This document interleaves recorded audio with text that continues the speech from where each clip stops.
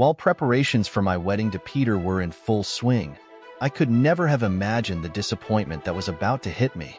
Returning home after a tiring day, full of expectations and dreams about the big day, I was surprised by a scene of total chaos.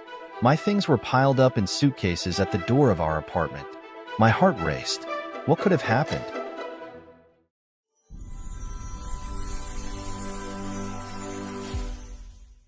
My name is Chelsea, a 28-year-old woman who has always believed that her life was perfectly planned.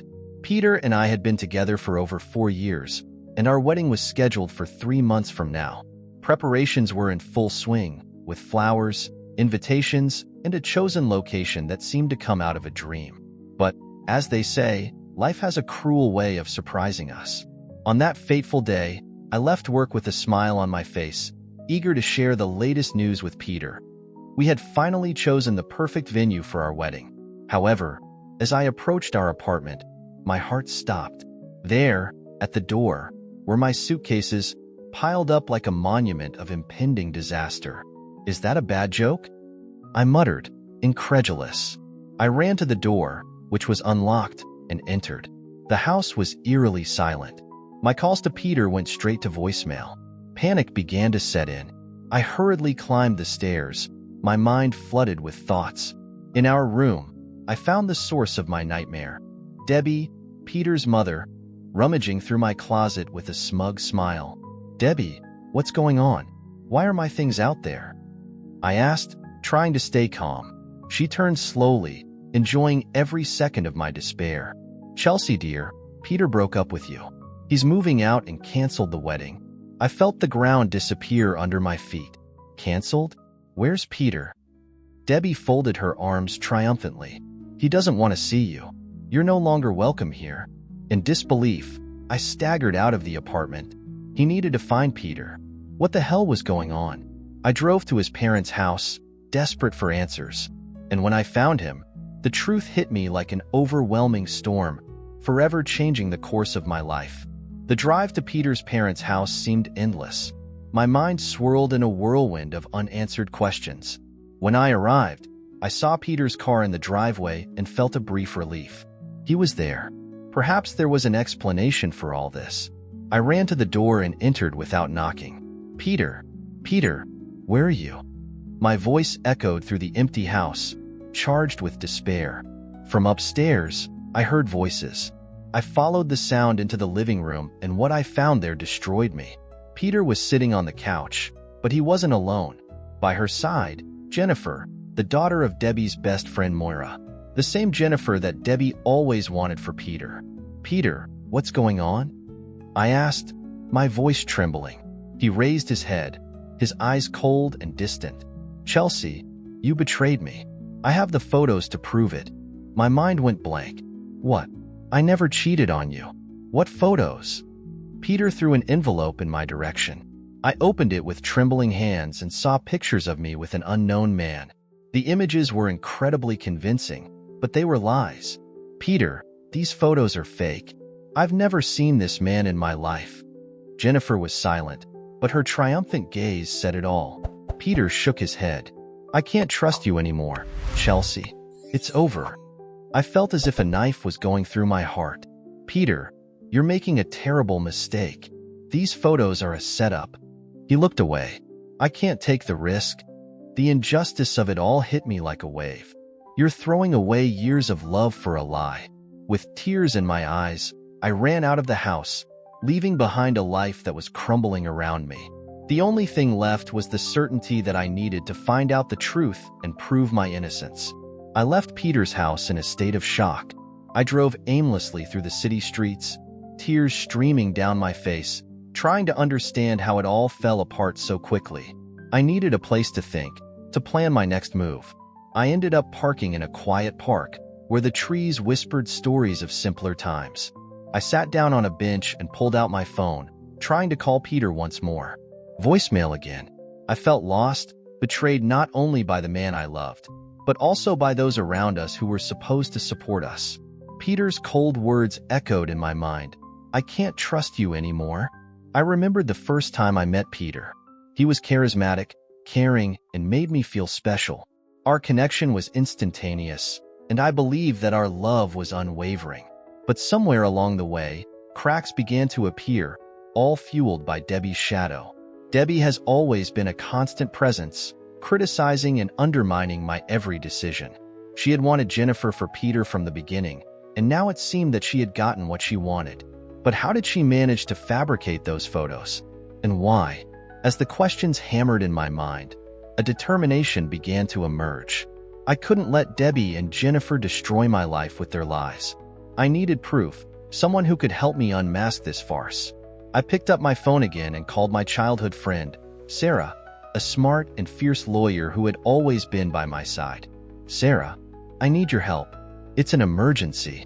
In a firm voice, she replied, "Chelsea, meet me at my office tomorrow morning. Let's work it out."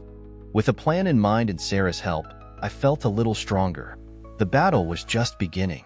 I woke up the next morning with a renewed sense of purpose, still devastated by what had happened, but determined to find the truth.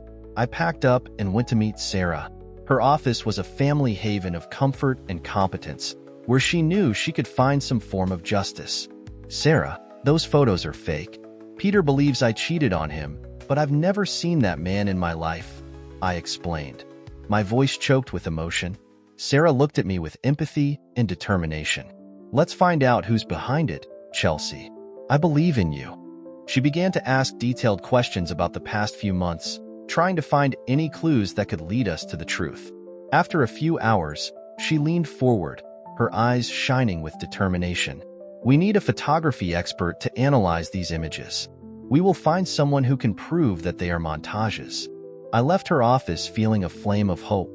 Sarah was my ally, and together, we would find the truth. But as I walked through the busy streets of the city, a thought occurred to me. Who else knew about this? Was there someone within Debbie's circle who could help us? I decided to visit Lisa, a co-worker who has always been close to Peter's family. She could know something. When I arrived at her house, I was greeted with a warm smile. "Chelsea, come in. What brings you here?" I briefly explained the situation, and her eyes widened. "I've heard rumors. Debbie always had a way of getting what she wanted. And Jennifer, well, she's not as innocent as she seems. Do you think they could have been involved in the creation of these photos?" I asked, anxiously. Lisa nodded slowly. "There's a guy, Tony, that Debbie has hired a few times to do dirty jobs.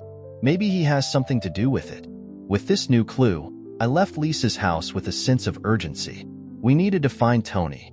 He could be the key to unmasking this whole plot. The truth was within our grasp, and I would not rest until I had it in my hands. With the new clue about Tony, I felt a mixture of hope and nervousness. We needed to find this man and get him to confess his involvement. The next day, I went to Sarah's office with Lisa's information. She immediately began looking for ways to locate Tony. After a few calls and a bit of investigation, we found out that Tony worked in a small photography workshop on the outskirts of town. We decided to go there immediately. When we arrived, the place had a gloomy and disorganized air, with old machines and papers scattered everywhere. We enter and find Tony, a middle-aged man with a furtive look. Sarah took the lead. "Tony, we need to talk about some work you've done recently. They involve falsification of photographs." He looked up, visibly nervous. "I don't know what you're talking about." Sarah didn't back down. "We know that you were hired by Debbie to create fake photos of Chelsea. We can report you, or you can help us prove the truth." Tony hesitated, looking around as if looking for a way out.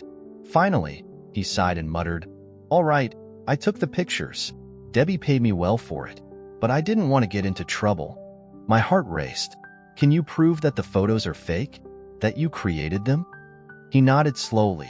"Yes, I have the original files on my computer. I can show you." We watched as Tony accessed the files and showed us the editing process. The evidence was clear.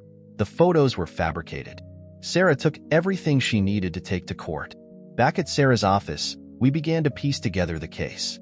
"With this evidence, we can confront Debbie and Jennifer," Sarah said, her voice full of conviction. I felt a wave of relief, but I knew the battle was far from over. "We need to be careful. They are manipulative and will not give up easily." Sarah agreed. "Let's do it right, Chelsea. The truth will prevail. The truth was finally within reach, and I was ready to face Debbie and Jennifer head-on.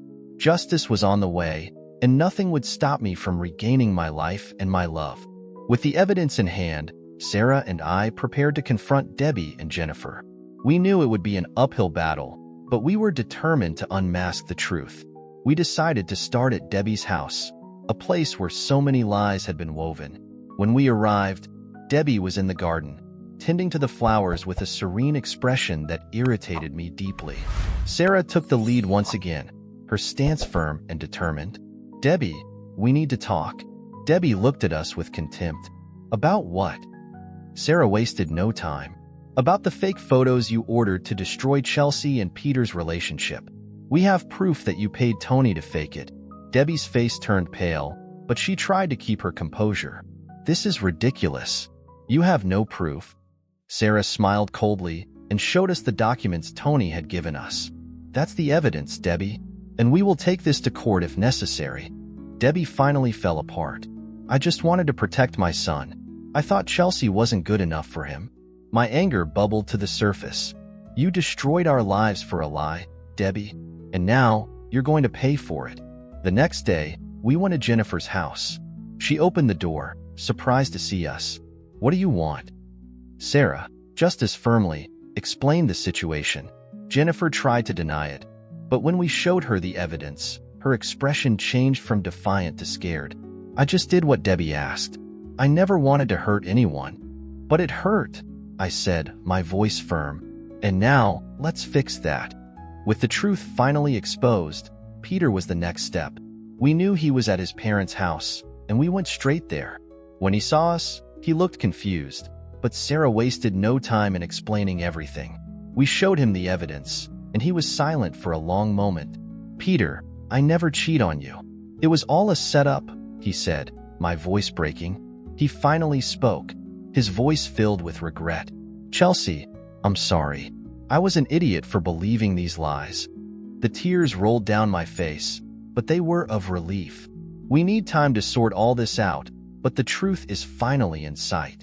With Debbie and Jennifer exposed, and Peter remorseful, I felt like a new chapter was about to begin. Justice was being served, and truth prevailed. Now, it was time to heal the wounds and rebuild my life. The following days were filled with a whirlwind of emotions and activities. With the truth finally exposed, the news spread quickly through the city. Debbie became an outcast, and Jennifer disappeared from public life, ashamed and humiliated. Peter, for his part, was determined to make amends. "We need to talk, Chelsea," he said one afternoon, meeting me in the park where I used to seek peace. We sat on a bench, and he began to speak, his voice full of regret. "I was a fool for believing in my mother and Jennifer. I should have trusted you, our love." I looked at him, trying to process everything. "Peter, you hurt me deeply. Everything we have built has been destroyed by lies. It's going to take time to get over it." He nodded, understanding. "I know, Chelsea, but I'm willing to do whatever it takes to regain his trust." Meanwhile, my friendship with Sarah grew even stronger. She was my pillar throughout this storm, and I knew that without her, I wouldn't have been able to expose the truth. "Thank you for everything, Sarah," I said one day, hugging her tightly. "You know you can always count on me, Chelsea," she replied with a warm smile. I decided to focus on my career and my studies. I returned to college with renewed determination, immersing myself in books and projects. The pain was still there, but I was learning to deal with it and move on. One day, while walking through the library, I bumped into a familiar face. "Lisa, what are you doing here?" I asked, surprised. She smiled. I decided to go back to school too. His courage inspired me. I felt a wave of gratitude and joy. "How wonderful, Lisa. We will support each other on this journey." Over time, Peter and I began to meet occasionally, trying to rebuild their friendship before thinking about anything deeper. He was in therapy to deal with his mother's manipulations, and this showed his commitment to change. "I still love you, Chelsea," he said on one such occasion, "but I understand if you need more time." I took a deep breath, feeling the weight of his words. "Let's take it one step at a time, Peter. Time will tell what the future holds." As the seasons changed, I felt my life transform. The pain was diminishing, and in its place a new strength emerged. I was ready for whatever the future brought, knowing that I had true friends by my side and the courage to face any challenge. Time passed quickly, and with it, the wound of betrayal began to heal. Things were finally stabilizing. Peter and I maintained a careful but solid friendship. He was making impressive progress in therapy, and that gave me hope that maybe one day we could rebuild something together. Meanwhile, my career and studies flourished. One day, I received an unexpected invitation to speak at a conference on overcoming adversity. The invitation came from a reputable organization that had heard about my story. "Chelsea, this is amazing," exclaimed Sarah when I told her. "You deserve it. His story can inspire so many people." I accepted the invitation and spent weeks preparing my talk. When the day of the conference arrived, I was nervous but ready to share my journey. I went on stage and looked at the audience full of attentive faces. "Good afternoon. My name is Chelsea, and I want to share with you a story of love, betrayal, and overcoming," I began, my voice steady. As I told my story, I felt a weight leave my shoulders. It was liberating to share my pain and growth with others. After the speech, many people came to talk to me, sharing their own stories of overcoming. One woman, in particular, caught my eye. She introduced herself as Amanda, a journalist interested in writing an article about my journey. "I think your story can help a lot of people, Chelsea. Can I interview her?" asked Amanda, her eyes shining with excitement. I agreed, seeing a new opportunity to turn my pain into something positive. The interview was profound and emotional, and it soon became a widely read article, bringing even more attention to my story. However, there was something else on my mind. Peter. He was making so much progress, and I knew our feelings for each other were still strong. On a quiet night, I decided to take a brave step. "Peter, can we talk?" I asked, meeting him in the park where we had begun to rebuild our friendship. He looked at me, anxious but hopeful. "Of course, Chelsea. About what?" I took a deep breath. "I've seen how you've changed, how you're striving to be better, and I still feel something very strong for you." Peter held my hand, his voice soft and sincere. "Me too, Chelsea. I don't want to rush anything, but I'm willing to try again if you are." With my heart racing, I smiled. "Let's take another step together then." As the moon lit up the night, I felt that a new chapter was opening. A chapter of renewal, love, and hope. She was ready to embrace the future, whatever it might be, with courage and determination. With our renewed commitment, Peter and I began to rediscover each other. Each encounter was an opportunity to reconnect and heal the wounds of the past. We spent hours talking, exploring our feelings, and sharing dreams for the future. It was a slow process, but each step brought us closer. One afternoon, as we walked through the park, Peter held my hand and stopped. "Chelsea, there's something I need to tell you." I looked at him, worried. "What is it, Peter?" He took a deep breath, looking at the horizon. "My mother, Debbie, she is sick, very sick, and despite everything, she wants to apologize to you personally." The news took me by surprise. Debbie, the woman who had caused so much pain, was now sick and wanted to redeem herself. "I don't know, Peter. I don't know if I'm ready for that." He shook my hand gently. "I understand, but she's sorry, and I think hearing that from you could help all of us move on." I decided to think about it. That night, I shared my doubts with Sarah. "What do you think? Should I find Debbie?" Sarah pondered for a moment. "Sometimes forgiveness is more for us than for others. It might be the closure you need, Chelsea." With a heavy heart, I decided to find Debbie. I went to her house the next day, my emotions in turmoil. When I entered, I found a pale and frail woman, very different from the dominant figure I remembered. "Chelsea," she said, her voice faint. "I'm sorry for everything. I was selfish and cruel. I just wanted the best for Peter, but I ended up destroying everything." I looked at her, feeling a mixture of compassion and sadness. "You've hurt a lot of people, Debbie, but I'm here to hear your apology." She nodded, tears streaming down her face.